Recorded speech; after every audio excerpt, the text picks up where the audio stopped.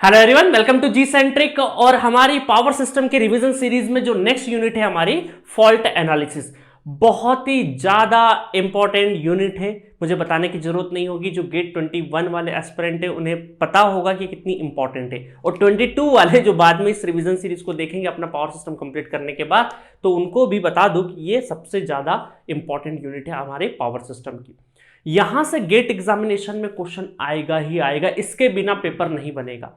यहां से क्वेश्चन पूछना, यहां से क्वेश्चन पूछना, गेट जो पेपर बना रहे हैं ना, गेट का जो पेपर बना रहे हैं उनकी ड्यूटी है कि फॉल्ट एनालिसिस से क्वेश्चन पूछना ही पूछना है। अब आप देखिएगा फॉल्ट एनालिसिस में मैंने आप पहला एक सजेशन है, ये मेरा पर्सनल सजेशन है कि जो क्वेश्चन के लेवल 2016 के पहले आया करते थे उसमें कहीं ना कहीं कैलकुलेशन पार्ट बहुत ज्यादा पूछा जाता था, और वो भी कौन सी कैलकुलेशन? Complex calculation. अब आपका 2016 के पहले जो कैलकुलेशन होती थी कॉम्प्लेक्स कैलकुलेशन करने के लिए आपके पास फिजिकल कैल्सी अवेलेबल होता था। अब फिजिकल कैल्सी में कॉम्प्लेक्स नंबर बड़ी आसानी से सॉल्व हो जाता था, ठीक है, एंगल, मैग्नीट्यूड, ये बहुत आसानी से सॉल्व हो जाता था। बट 2016 के बाद वर्चुअल कैल्सी की एंट्री हुई, और वर्चुअल कैल्सी की एंट्री के साथ ही कॉम्प्लेक्स कैलकुलेशन वर्चुअल कैल्सी में नहीं होती है। इस वजह से 16 के बाद क्वेश्चन पूछने का अंदाज बदल गया है फॉल्ट एनालिसिस में।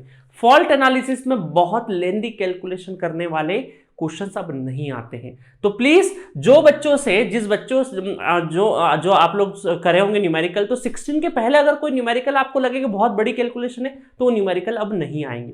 तो ज्यादा फोकस आप किस पे करिएगा कि 16, 17, 18, 19, 20 पिछले 5 साल के न्यूमेरिकल को अच्छे से एनालिसिस करना, तो फॉल्ट में इजी न्यूमेरिकल डेटा वाले क्वेश्चंस आपसे पूछेंगे, ठीक है। चलिए, तो मैंने पूरा फॉल्ट एनालिसिस जी सेंट्रिक एप्लीकेशन पे लेक्चर नंबर 70 से लगा के 103 लगभग ये 34 लेक्चर में मैंने पूरा का पूरा फॉल्ट एनालिसिस फिनिश किया।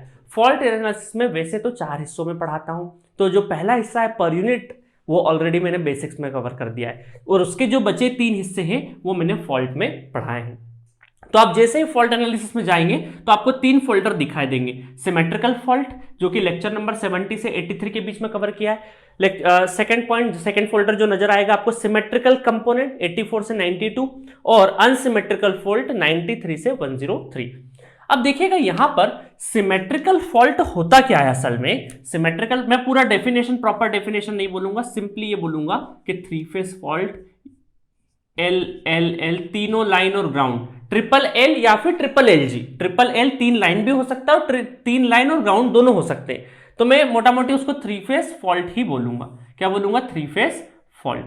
3 फेज फॉल्ट सबसे ज्यादा मोस्ट सीवियर फॉल्ट होता है। ये क्या होता है? Most severe fault. Most severe fault.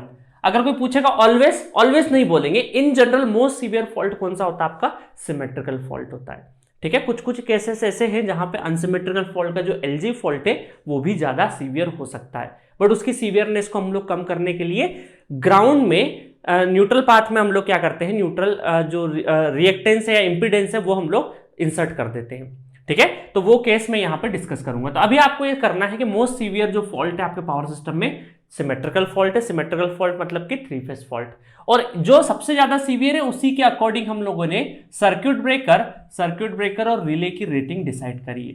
तो इसी फॉल्ट से 3 फेज जो सिमेट्रिकल फॉल्ट है, जो कि 3 फेज फॉल्ट भी बोलते हैं इसको, इसी के बिहाफ पे हम लोगों ने, इसी के बेसिस पे हम लोगों ने सर्किट ब्रेकर और रिले की जो रेटिंग है, जो डिजाइन रेटिंग है, वो डिसाइड करी है। अब आपका जो सर्किट ब्रेकर की रेटिंग किसमें होती है? आपकी MVA short circuit, MVA short circuit, और रिले की रेटिंग काय में होती है? Short circuit current. करंट में रिले की रेटिंग और सर्किट ब्रेकर में एमवीए शॉर्ट सर्किट, ठीक है।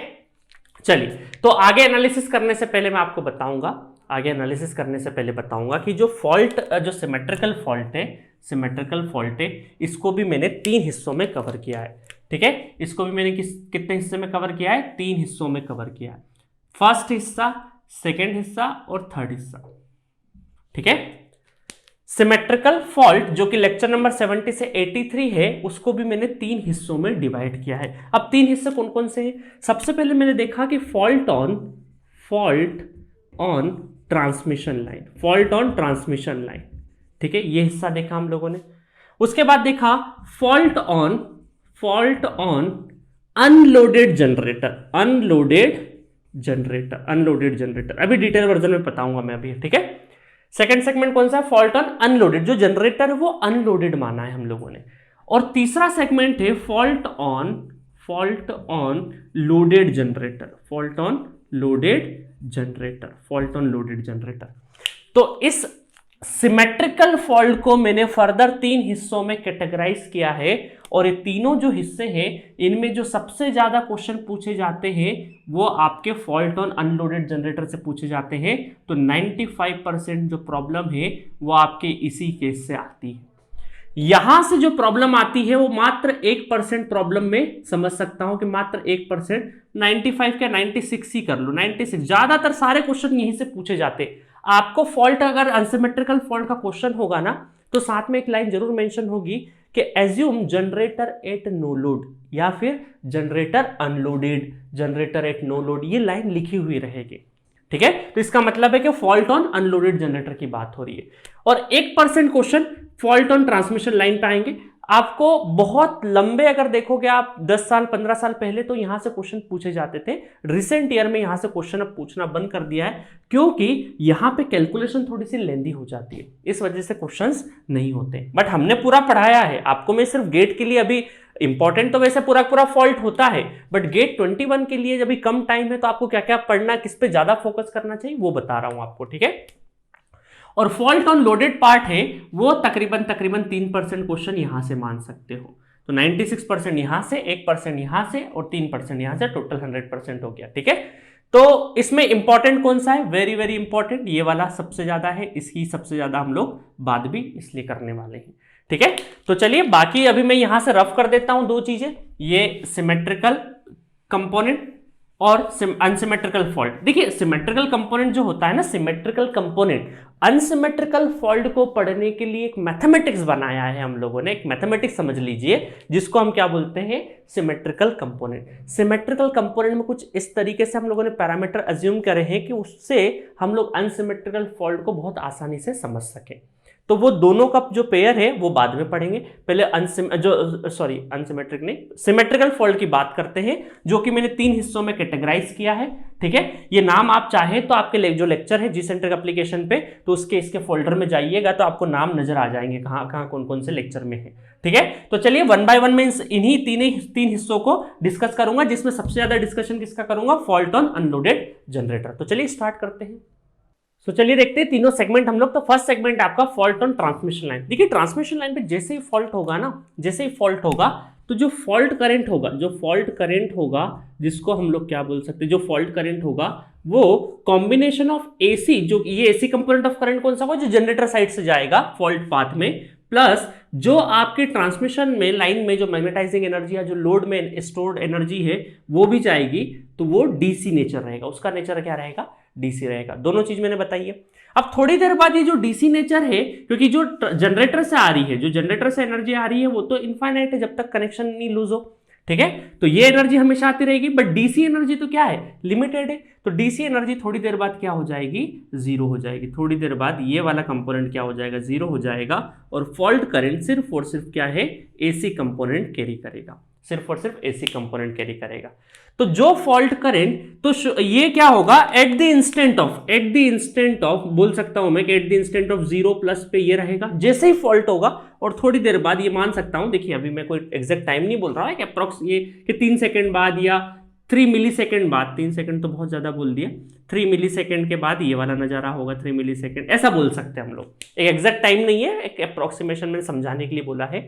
तो जैसे ही फॉल्ट होगा तो एसी और डीसी कॉम्बिनेशन होगा, तो इस फॉल्ट करंट को हम बोलते हैं असिमेट्रिक करंट। असिमेट्रिक का मतलब ये समझिए कि पॉजिटिव वाले हिस्से में और निगेटिव वाले हिस्से में दोनों बराबर नहीं रहे।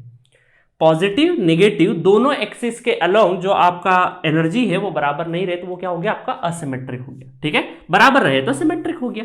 तो ये एक्चुअल में मैं पूरा ग्राफ नहीं बनाना चाहता, अदरवाइज ये इस तरीके से जाता है, फिर ये दोनों बराबर यहाँ पे बराबर नहीं है, T equal to time axis है, टी इक्वल टू 0 प्लस पे, तो बराबर नहीं है। तो इसका मतलब क्या है? यहाँ पे एसी डीसी दोनों असिमेट्रिक करंट है। जब ये थोड़ी देर बाद बराबर हो जाएंगे दोनों साइड में, ऊपर नीचे, तब ये क्या हो जाएगा? सिमेट्रिक करंट हो जाएगा। तो इसको हम क्या बोल सकते हैं? इसको बोलते हैं हम लोग सिमेट्रिक करंट। इसको क्या बोलते हैं, एसी को क्या बोलते हैं, सिमेट्रिक करंट। अच्छा, अब एक चीज और देखिएगा कि इन दोनों के बीच में एक रिलेशन होता है, स्टैंडर्ड रिलेशन, कि asymmetric equal to 1.8 of I symmetric. अच्छा, कई सारी जगह पे 1.8 भी यूज करते हैं, कई सारी जगह पे 1.6 भी यूज करते हैं, तो दोनों ही चीजें हम लोग ले लेंगे। चलिए, तो अब यहां से बहुत ज्यादा क्वेश्चंस आते नहीं है, बट ये कहीं पर circuit making capacity, breaking capacity के टाइम पे ये वाला फॉर्मूला कई बार आपको काम आता है, कई जगह पे 1.6 भी ले लेते हैं। तो ये चीज रहा। दूसरा एक और कौन सा फॉर्मूला आपको ध्यान में रखना है, ध्यान में यहां से अगर मुझे असिमेट्रिक का मुझे आरएमएस अगर निकालना हो, तो ये आरएमएस जो निकलता है वो एसी कंपोनेंट का स्क्वायर प्लस डीसी कंपोनेंट का स्क्वायर, ठीक है। तो इस तरीके से आपका क्या निकल जाएगा, आरएमएस निकल जाएगा, ठीक है। तो इसके ऊपर मैंने क्वेश्चन डिस्कशन भी किया है लेक्चर में, तो वो क्वेश्चंस को ज़्यादा देखने की वैसे जरूरत नहीं है, ठीक है। बहुत ज़्यादा क्वेश्चंस, शायद क्वेश्चन मेंशन तो मैंने नहीं कर रखे हैं यहाँ पे, तो यहाँ से गेट में कब से बहुत रेयरली पूछे जाएंगे आपसे न्यूमेरिकल, तो आप ये वाला पार्ट छोड़ सकते हो। जो लोग एक बार पढ़ चुके हैं पूरा फॉल्ट, तो प्लीज़ इससे रिलेटेड क्वेश्चन एक बार गो थ्रू जरूर हो जाइएगा, ठीक है। इससे रिलेटेड लेक्चर में क्वेश्चन मैंने यहाँ पे मेंशन नहीं कर रखे हैं, but I think lecture number ये फॉल्ट एनालिसिस चलेगा, आप देख लीजिएगा उसके नीचे ही, ये जब जैसे फॉल्ट ऑन ट्रांसमिशन लाइन खत्म होगा तो एक आध क्वेश्चन वाला लेक्चर होगा, तो वो देख लीजिएगा। बहुत इंपॉर्टेंट नहीं है, बट जो ऑलरेडी पढ़ चुके वो एक बार जरूर देख जाइएगा। जो लोग नहीं पढ़े हुए हैं तो वो प्लीज ये छोड़ दीजिए, कोई दिक्कत नहीं है, ठीक है। चलिए, नेक्स्ट आता है जहां से 95% न्यूमेरिकल आपसे पूछे जाते हैं, फॉल्ट ऑन अनलोडेड जनरेटर। अब देखिए, अनलोडेड जनरेटर का मतलब ये समझिए, अनलोडेड जनरेटर का मतलब देखिएगा, ये जनरेटर, ठीक है, ये हमारा स्टेप अप ट्रांसफार्मर मान लीजिए, फिर ये ट्रांसमिशन लाइन, और ये आपका लोड लगा हुआ है, ये आपका लोड लगा हुआ, ठीक है, लोड लगा हुआ। सपोज यहां पर फॉल्ट होता है, सपोज यहां पे आपका क्या हुआ, फॉल्ट हुआ, तो अनलोडेड का मतलब है कि जनरेटर के ऊपर, जनरेटर क्या है, जब भी फॉल्ट होगा, फॉल्ट करंट इस तरीके से फॉल्ट करंट जाएगा, ठीक है, फॉल्ट करंट जाएगा। तो इसका मतलब है कि ये जो लोड है बहुत ज्यादा लोडिंग नहीं लगी हो, अनलोडेड है, मतलब ये जो लोड है वो नेग्लिजिबल मान सकते हैं। नेग्लिजिबल है तो जो लोड करंट है आपका वो भी क्या है, assume negligible. Load current, load ही नहीं, अनलोडेड है, जनरेटर से कोई लोडिंग ही कनेक्टेड नहीं है, तो लोड करंट भी क्या है, हम लोग क्या मान सकते हैं, एज्यूम नेग्लिजिबल। जब लोड करंट एज्यूम नेग्लिजिबल है तो यहां पे I इंटू जेड, ये जो इंपीडेंस है, ये भी क्या होगा, नेग्लिजिबल हो जाएगा। इसका मतलब है कि अगर मुझे प्रीफॉल्ट वोल्टेज कोई पूछे कि फॉल्ट होने से पहले इस फॉल्ट पॉइंट पे देखो, प्रीफॉल्ट वोल्टेज इसको क्या बोलते हैं, प्रीफॉल्ट वोल्टेज, और इसको हम लोग क्या बोल सकते हैं, ओपन सर्किट वोल्टेज भी बोलते हैं। इसका मतलब जिस पॉइंट पे फॉल्ट हुआ है वहां जब फॉल्ट नहीं हुआ था तब का वोल्टेज, मतलब ये अगर फॉल्ट नहीं हुआ था तब का हम ये वोल्टेज मान लें, तब का ये V प्री फॉल्ट वोल्टेज मान लें। तो अब हमें पता है कि नो लोड है, मतलब लोड करंट भी लगभग नेग्लिजिबल, तो ये जो इंपीडेंस ड्रॉप है ये भी नेग्लिजिबल। तो इसका मतलब है कि जो जनरेटर का टर्मिनल वोल्टेज है, जनरेटर के क्रॉस जो टर्मिनल वोल्टेज है, वही हमारा क्या हो जाएगा, प्रीफॉल्ट वोल्टेज हो जाएगा, प्रीफॉल्ट वोल्टेज हो जाएगा। और टर्मिनल, कई बार टर्मिनल भी गिवन नहीं हो और इंड्यूस ईएमएफ गिवन हो, तो उसी इंड्यूस ईएमएफ को भी हम लोग यहाँ पे प्रीफॉल्ट वोल्टेज ही मान लेते हैं। और पर यूनिट में अगर डेटा हो तो ये जनरेटर का वोल्टेज है, ये पर यूनिट मतलब रेटेड 100%, तो इसका मतलब है कि ज्यादातर केसेस में जब अनलोडेड का केस है तो प्रीफॉल्ट वोल्टेज 1.0 पर यूनिट ही होता है, 1.0 पर यूनिट ही होता है। तो आपको क्वेश्चन अगर पूछे सिमेट्रिकल फॉल्ट से, तो ये अनलोडेड जनरेटर लिखा है या नहीं लिखा है, ये जरूर देखिएगा। अब मान लीजिए आपका क्वेश्चन होगा कि सर अनलोडेड लोडेड दोनों ही नहीं लिखा हो, तो फिर आप कोशिश करिएगा कि उस सेंस समझिएगा, क्वेश्चन पूछने का तरीका समझिएगा, उससे पता चल जाएगा। उससे भी पता नहीं लगे तो बाय डिफॉल्ट आप अनलोडेड ही कंसिडर करके न्यूमेरिकल सॉल्व करिएगा, ठीक है, अगर कुछ भी आपको इंफॉर्मेशन नहीं पता लगे तो, ठीक है। चलिए, प्रीफॉल्ट वोल्टेज हो गया जो कि 1 पर यूनिट होता है। अब देखते हैं हम लोग आगे कि इसमें क्या क्या है। इसमें जब भी हम लोगों ने फॉल्ट किया था तो इसका ऑसिलोस्कोप पे ग्राफ बनाया था, और इसमें 3 स्टेजेस होती है। 3 स्टेजेस कौन सी, सब ट्रांजिएंट, जैसे फॉल्ट होगा तो सब ट्रांजिएंट, ट्रांजिएंट और स्टेडी स्टेट, सबने पढ़ी होगी, सबको बताया भी है मैंने। तो ये जो ID डबल डैश है सब ट्रांजिएंट करंट है, जैसे फॉल्ट होगा सबसे ज्यादा करंट, देन ट्रांजिएंट, सब ट्रांजिएंट, ट्रांजिएंट और स्टेडी स्टेट करंट, ठीक है। और इसका जो रिएक्टेंस है एक्सडी डबल डैश वो सबसे कम होगा, एक्सडी डैश और एक्सडी, ये रिलेशन आपको पता होने चाहिए, कई बार आते हैं एग्जाम में, ठीक है। और उसके बाद एक फॉर्मूला आपको ध्यान में रखना है, उसके बाद जो फॉल्ट करंट का जो फॉर्मूला है वो ध्यान रखना है, पर यूनिट में बता रहा हूं मैं, पर यूनिट में V prefault voltage upon x equivalent. अब ये एक्स इक्विवेलेंट क्या चीज है? एक्स इक्विवेलेंट वो चीज है, एक्स इक्विवेलेंट क्या बोलेंगे, it is the equivalent reactance. Impedance बोले रिएक्टेंस बोले एक ही बात है, रेजिस्टेंस हटा देंगे तो रिएक्टेंस हो जाएगा। It is the equivalent resistance, sorry not resistance, reactance from fault point से, यहां से जो देखेंगे ना एक्स इक्विवेलेंट, यहां से देखने पे फॉल्ट पॉइंट से लगा के equivalent reactance from fault point to the ground, fault point to the ground, ठीक है। ग्राउंड कौन सा हो गया? ये ग्राउंड है आपका, फॉल्ट यहां पे, फॉल्ट पॉइंट से ग्राउंड, मतलब कि ये असल में क्या हो गया, Thevenin's voltage, open circuit voltage का मतलब क्या है, थेवेनिन्स वोल्टेज। और एक्स इक्विवेलेंट क्या है, फॉल्ट पॉइंट से ग्राउंड तक का आप यहां से देख के निकाल रहे हो एक्स इक्विवेलेंट, तो ये Thevenin's not resistance, Thevenin's reactance ही तो हो गया, असल में थेवेनिन्स थ्योरम हो गई है, ठीक है। तो थेवेनिन्स रिएक्टेंस के इक्विवेलेंट ही हो गया, और ये हमारा क्या, प्रीफॉल्ट वोल्टेज थेवेनिन्स वोल्टेज के बराबर हो गया। बट आपको ये सब थेवेनिन्स वगैरह ध्यान रखने की जरूरत नहीं है, सिर्फ ध्यान रखिए कि यहां से लगा के ग्राउंड तक का एक्स इक्विवेलेंट आपको निकालना है।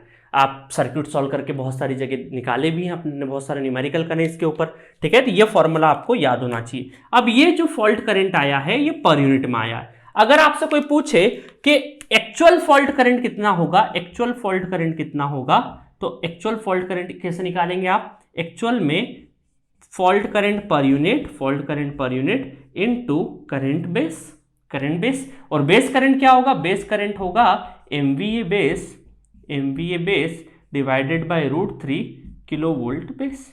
3 फेज का लिख दिया मैंने डायरेक्टली, ठीक है, 3 फेज का लिख दिया डायरेक्टली। तो बेस करंट से मल्टीप्लाई कर देंगे पर यूनिट, तो पर यूनिट एक्चुअल, देखिए बेस इनटू पर यूनिट तो क्या हो जाएगा, एक्चुअल फॉल्ट करंट मिल जाएगा। अगर कोई हमसे MVA शॉर्ट सर्किट पूछे एक्चुअल क्वांटिटी में, तो हम लोग क्या करेंगे, V prefault divided by X equivalent, तो MVA बेस। बहुत सारे बच्चे यहाँ कंफ्यूज हो जाते हैं, क्या है ना, तो ये MVA शॉर्ट सर्किट आ जाएगा एक्चुअल में, तो MVA बेस से प्रीफॉल्ट वोल्टेज अपॉन एक्स इक्विवेलेंट कर देंगे। बहुत सारे बच्चे मुझसे डाउट पूछते हैं कि सर आप ये फॉर्मूला कैसे लेके आ जाते हैं, क्योंकि यहाँ तो करंट के साथ में आपने MVA के बेस का मल्टीप्लाई कर दिया। मैं आपको बताता हूँ कि MVA शॉर्ट सर्किट अगर मुझे लिखना है, MVA शॉर्ट सर्किट लिखना है अगर, तो क्या हो जाएगा, prefault voltage per unit, short circuit in per unit लिख रहा हूं, है ना, into I per unit, I fault per unit, ठीक है, पर यूनिट, ये हो जाएगा। अब मुझे एक चीज बताइए, प्रीफॉल्ट वोल्टेज तो क्या 1 पर यूनिट है, तो इसको 1 रख दिया। आई प्रीफॉल्ट वोल्टेज कितना है, ये हो जाएगा प्रीफॉल्ट अपॉन एक्स इक्विवेलेंट, ठीक है। तो MVA शॉर्ट सर्किट, अब MVA अगर मुझे एक्चुअल लिखना है, तो मैं क्या करूंगा, MVA per unit into MVA base, ठीक है। तो MVA पर यूनिट की जगह पूरा डेटा रखूंगा, तो ये डेटा क्या आ जाएगा, प्रीफॉल्ट अपॉन एक्स इक्विवेलेंट। चाहे तो इसको भी 1 रख दीजिए, ठीक है, इसको भी 1 रख दीजिए, ये बस वही फॉर्मूला बन गया, ठीक है। तो चलिए इसको मैं रफ कर देता हूँ पूरा, ये आपको पता होगा, डायरेक्टली आपको यही फॉर्मूले ध्यान में रखना है, और इसके बेसिस पे हमने बहुत सारे क्वेश्चंस करे हैं, हम लोगों ने बहुत सारे क्वेश्चंस करे। तो सिमेट्रिकल फॉल्ट में एक ही चीज ध्यान रखना है, क्वेश्चन में अनलोडेड जनरेटर आया तो करना कुछ नहीं है, प्रीफॉल्ट वोल्टेज निकालो, जो कि ज्यादातर केसेस में 1 पर यूनिट ही होता है, ठीक है। एक्स इक्विवेलेंट क्या हो जाएगा, जिस फॉल्ट पॉइंट से लगा के ग्राउंड तक का इक्विवेलेंट रिएक्टेंस आपको कैलकुलेट करना, जो कि नेटवर्क से हम लोग करते आए ही हैं, ठीक है, और कुछ करना ही है। अच्छा हाँ, बहुत बार ध्यान होता है कि पर यूनिट में पूछा है या एक्चुअल में पूछा है। पर यूनिट में पूछा अगर फॉल्ट करंट तो डायरेक्टली ये आंसर, एक्चुअल में पूछा है तो बेस करंट निकालने के बाद मल्टीप्लाई करिएगा तो आ जाएगा। चले आगे बढ़े अब। तो अब क्वेश्चन कौन से करने, 95% पूछेंगे तो आपको सारे क्वेश्चन कर जाना इसके। लेक्चर नंबर 75 से 80, 75 से लगाकर 80, आई थिंक 75, हाँ 75 से लगा के 80 लेक्चर के बीच में मैंने क्वेश्चन डिस्कशन करवाए हैं, और सारे के सारे क्वेश्चन जल्दी पलटा के सारे क्वेश्चन आपको करके जाना है, क्योंकि इंपॉर्टेंट टॉपिक है, यहाँ से क्वेश्चन आएगा ही आएगा। तो ये वाले जितने भी लेक्चर्स है इनमें सारे क्वेश्चन आप कर जाना, ठीक है गाइस, तो बहुत लंबे चौड़े वाले कुछ क्वेश्चंस रहेंगे जो कन्वेंशनल एग्जाम्स के लिए बने होते हैं, वो भले ही आप छोड़ सकते हैं, बट उनमें भी कॉन्सेप्ट छुपा रहेगा, वो कॉन्सेप्ट आपको काम आ जाएगा गेट के एग्जामिनेशन में। तो टाइम है हमारे पास, ऑलरेडी आप एक बार पढ़ चुके होंगे, और जो कोरोना सब्सक्रिप्शन वाले बच्चे हैं तो वो तो जरूर एक बार जल्दी जल्दी देख लीजिएगा। जो लोग पेड यूजर है, जिन लोगों ने नोट्स बना रखे हैं, तो उनको बस नोट्स पलटाना रहेगा, या लेक्चर थोड़ा सा देखना हो तो वो भी देख सकते हैं। तो थ्योरी का लेक्चर मत देखिएगा, डायरेक्ट क्वेश्चन के लेक्चर ज्यादा देखिएगा। थ्योरी में यहीं से बता दे रहा हूं कौन सा ध्यान रखना है आपको, ठीक है। अब चलते हैं लोडेड पे। अगर आपका जनरेटर लोडेड होगा तब क्या होगा? अब देखिए तब क्या होगा, देखना। यहां पर सपोज करिए ये जनरेटर है हमारा, ये जनरेटर है, ये हमारा लोड है, ये लोड है, ठीक है, ये लोड है। अब मान लीजिए फॉल्ट यहां पे हुआ। अब यहां पर हमें पता है कि लोड है मतलब लोडिंग रहेगा, लोडिंग रहेगा तो लोड करंट को अब हम लोग नेग्लिजिबल नहीं मान सकते।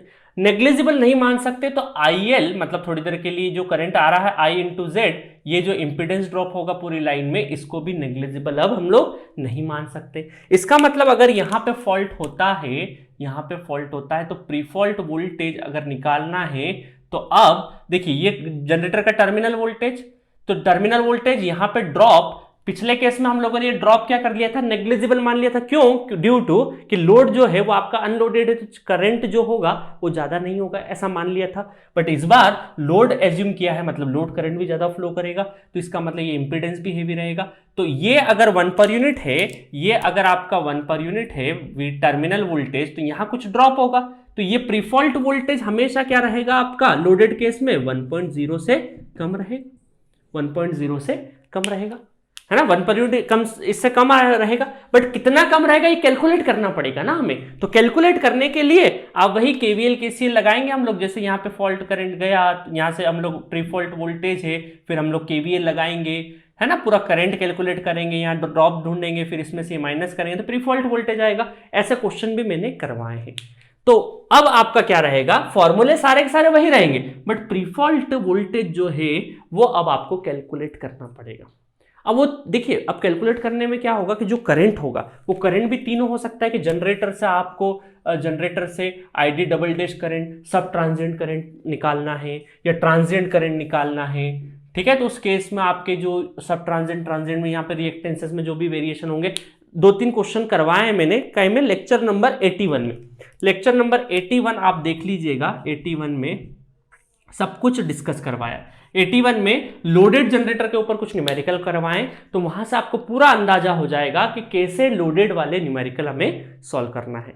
कॉन्सेप्ट समझ में आ गया कि करना क्या है, दोनों में डिफरेंस क्या है, लोडेड अनलोडेड में प्रीफॉल्ट वोल्टेज का ही डिफरेंस है, ठीक है। अब यहां पे प्रीफॉल्ट वोल्टेज का डिफरेंस के साथ साथ हो सकता है कि आपसे सिमेट्रिक करंट या सब ट्रांजिएंट या ट्रांजिएंट करंट भी पूछा जा सकता है, तो उसके लिए आप तैयार रहिएगा। समझ में आया? तो क्वेश्चन ज्यादातर इस वाले सेक्शन से पूछे जाएंगे। तो ये पूरी कहानी मैंने सिमेट्रिकल फॉल्ट की बता दी है, इससे बाहर कुछ भी नहीं आएगा। तो ठीक है गाइस, तो अब हम लोग स्टार्ट करते हैं सिमेट्रिकल कंपोनेंट।